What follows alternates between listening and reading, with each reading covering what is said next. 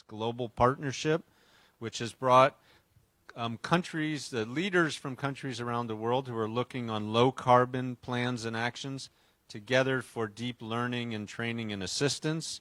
And we work here with Libelula here in Peru that heads the Secretariat for LED's LAC, so the Secretariat for bringing all of the Latin American and Caribbean countries together for learning. Sorry, it looks like that cut off a little bit there, but I'll highlight some of the things on the screen. There's a community of practice on bioenergy and circular economy that's bringing together, and these are open communities, so please join if interested to learn about best practices in use of biofuels, bioenergy, and use of materials for reuse in energy systems. There's a big community on electric mobility and sustainable logistics, and we're also expanding our work on with corporations and industrial parks to enable corporate procurement of renewable energy, working with manufacturing associations in countries. That's very active in Colombia and Mexico, and we're hoping to expand to Peru and other countries. So please let me know if you're interested, or go to ledslac.org. So now I'll get a little more into the heart of the work on power system transformation. PST, by the way, we're using that acronym, refers to power systems transformation. So how to transition from systems which are largely dominated by conventional generation to advanced low carbon systems. And it's a collaborative work that we're doing with multiple partners, with the Colombian Ministry of Energy, with Agora based in Germany, with partners in India, in Europe, and elsewhere, to help develop a framework for thinking about, given different objectives, different local conditions, different trends in innovation and cost reductions, what is the optimal mix of pathways that'll best benefit the economy and meet local objectives. And there's really 4 key pathways that we've identified that are presented here. And I think for any jurisdiction, the ultimate answer is not going to be just one pathway, but a mix of these pathways. So there's a tremendous revolution happening currently with distributed energy resources, driven by dramatic reductions in the cost of PV and on efficiency that's reducing costs of demand management for buildings and industry and transport, along with some exciting business models for aggregating distributed renewables and better inclusion and incentives for use of distributed resources. So leading to large-scale deployment across many locations for very resilient energy systems. At the same time, there's also tremendous transformation happening in large bulk power systems. As costs have come down dramatically, we've heard from the prior panel about huge cost reductions.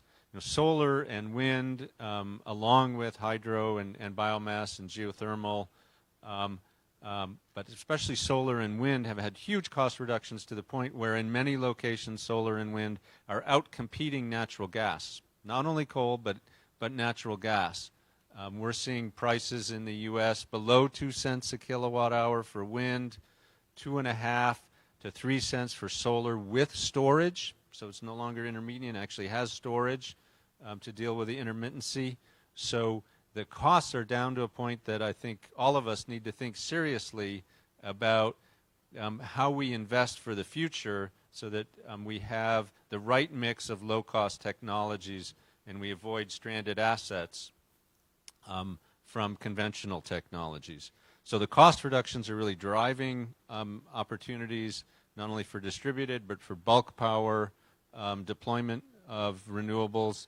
There's lots of advancements on flexibility, how to better manage the grid to deal with variability, advanced forecasting, large balancing areas, the introduction of storage, amongst other solutions, demand management, and much better management of grids that allow for very sub-hourly management and interconnection, as well as working on some of the markets for other services, such as voltage and frequency regulation. A third trend and a third pathway that's very important is we're also shifting from a system that's where we have transmission and distribution largely isolated to being interconnected, so that there's integrated operations, integrated communications, very frequent planning and joint control of the transmission and distribution together so that they're co-optimizing the provision of electricity and responding to demand on a very quick temporal and basis. We also have much better data available and better forecasting, and at the same time a large number of microgrids that enhance the stability of the system and also require much more interaction.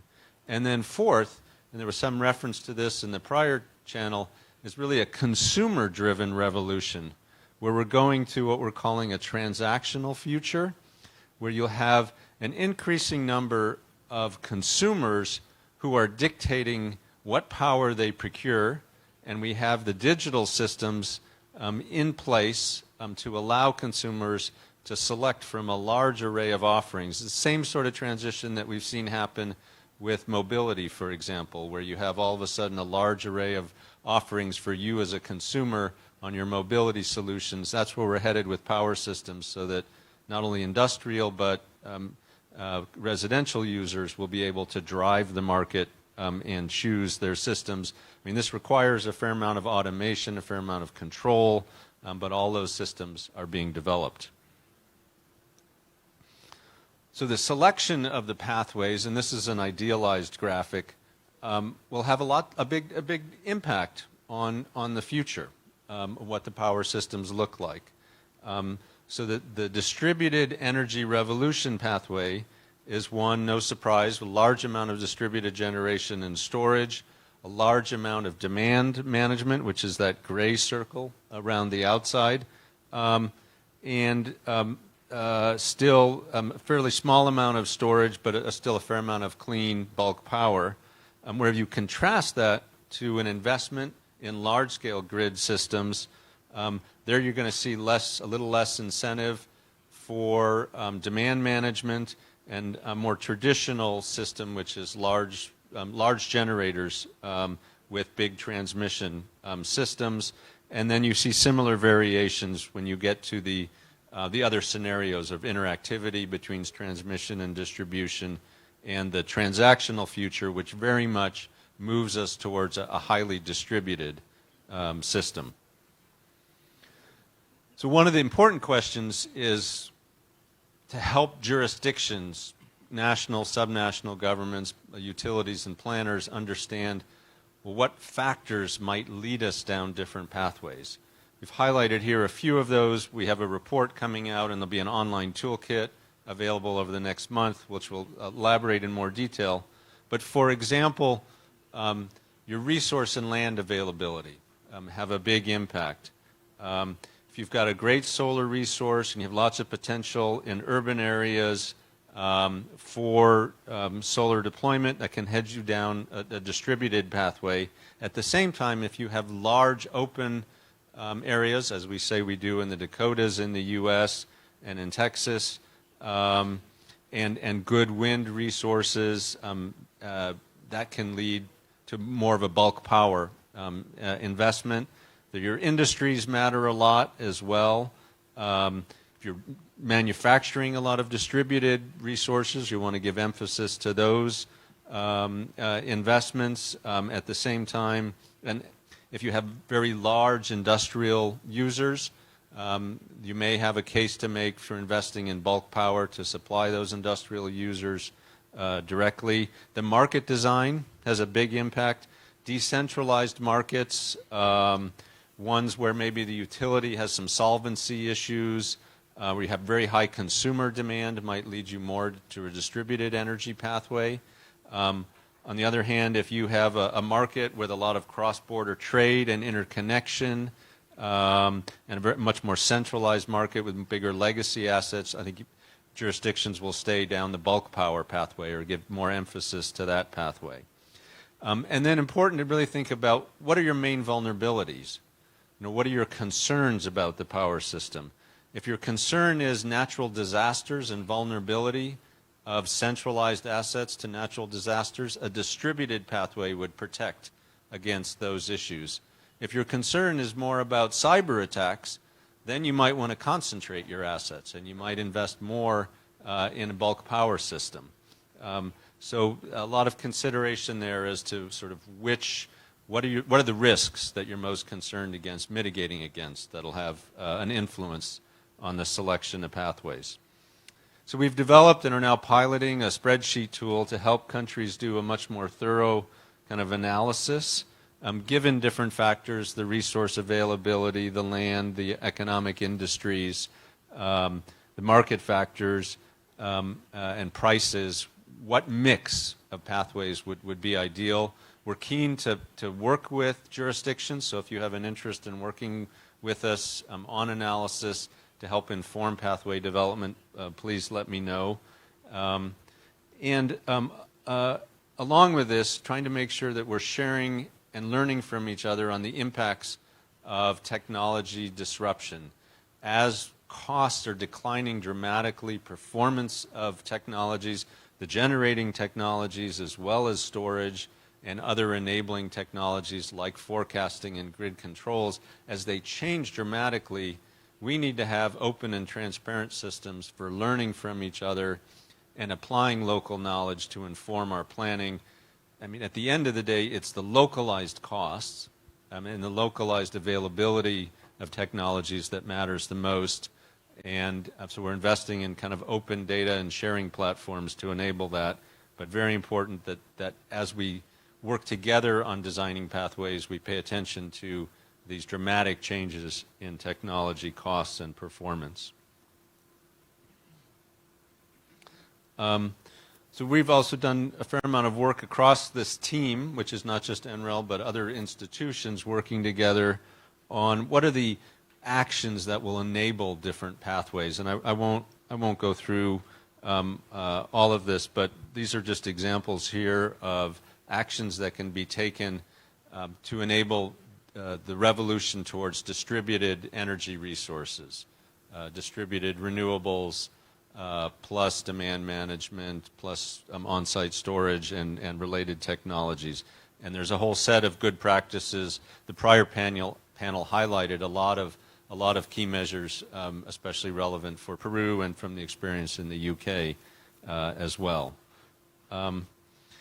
Just to give an example, we've been kind of working very closely with Mexico on kind of their energy reform, which is a mix, but has a very, in addition to accelerating the deployment of wind and solar at bulk power scale, has a very strong emphasis towards a distributed revolution. Mexico has a great solar potential, particularly in the north. They have dense urban areas, industrial parks, which are seeking to be able to purchase power and have power available directly to them, a large potential for rooftop deployment, a very vibrant agricultural sector, distributed large industrial users that all sort of leads them towards investing heavily in distributed generation.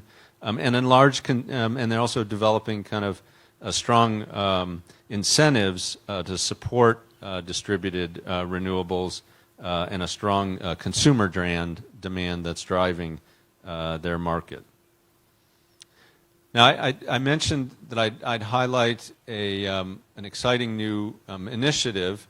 So we've been having lots of discussions together with OLADE, together with the Energy Systems Integration Group, which brings together leading system operators from around the world and research institutes. And these, in that dialogue, we've agreed collectively to create a new global consortium. And what this will be is a consortium that has 4 elements, but probably the most important element is the system operator piece.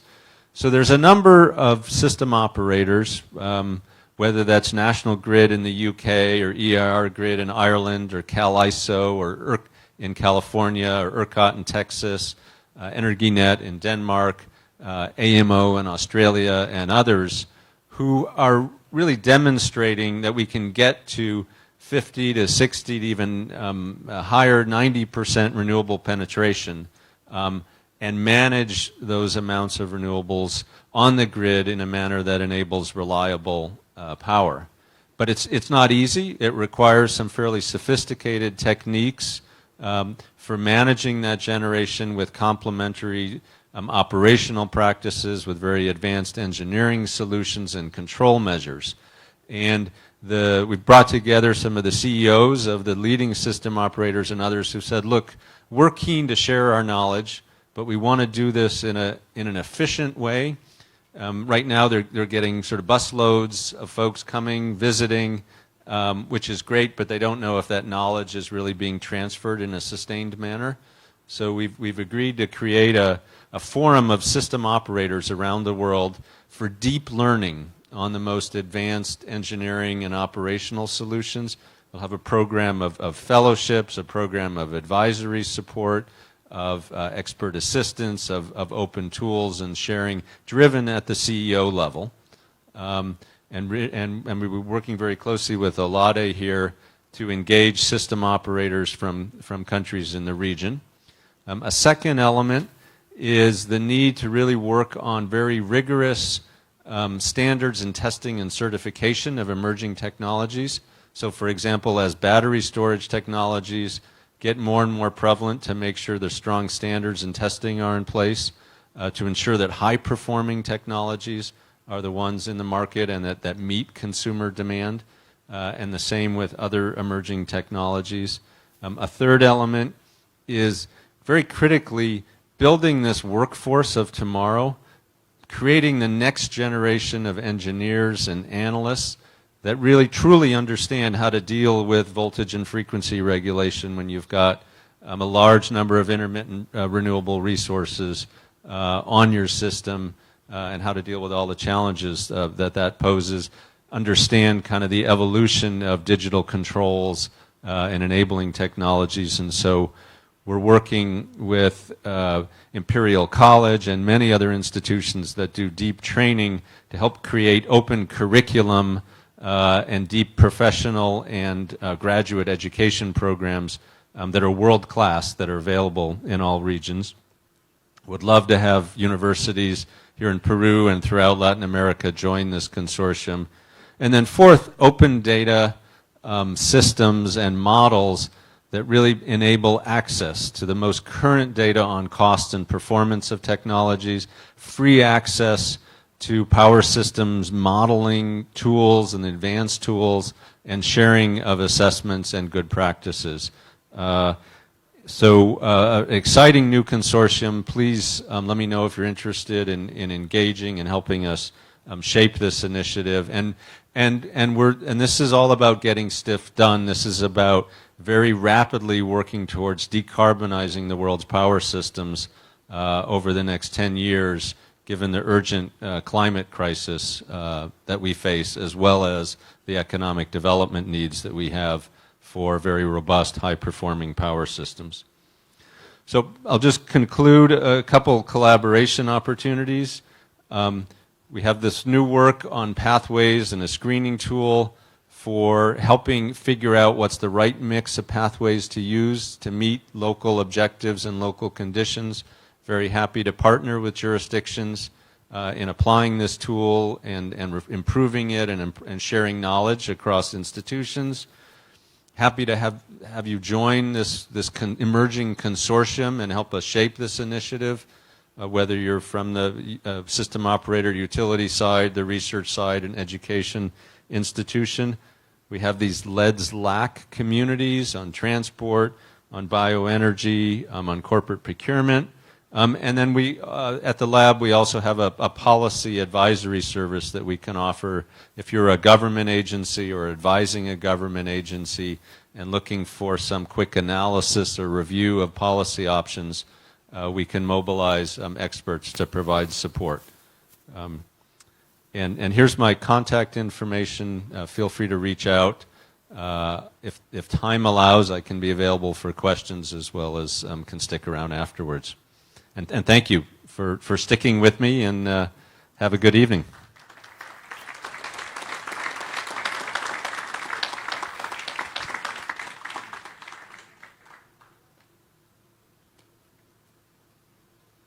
¿Hay preguntas?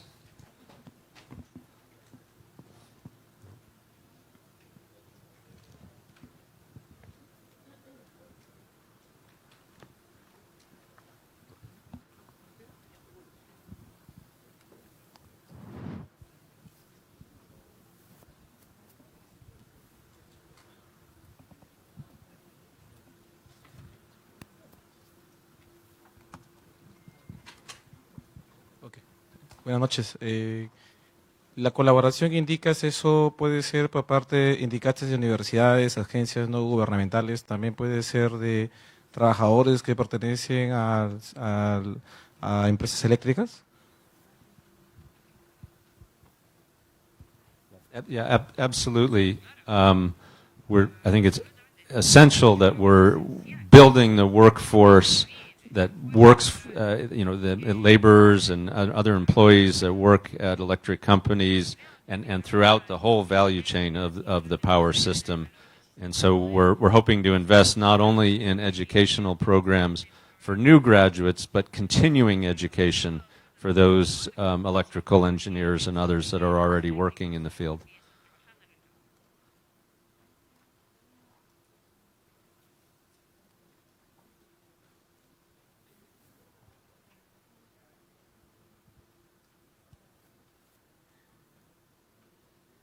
Okay, well, buenas dos noches. Enjoy your dinner.